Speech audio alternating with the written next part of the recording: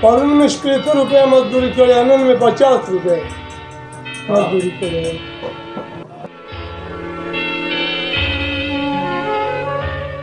تنګي کې اوس دلته ګلباغ کې اوسېږم خورینو سره.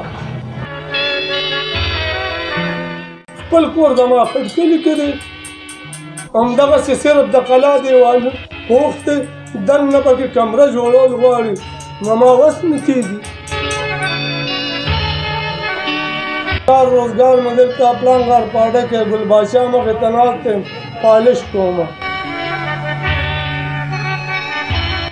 دا مطالبه کوم چې بغیر د خدای د عطرې نه زما بله اډو عطره نشته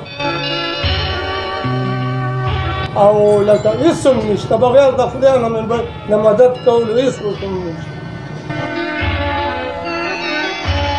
زما د یوې کمرې وس نه کېږي چې زه ځان له جوړه کړم.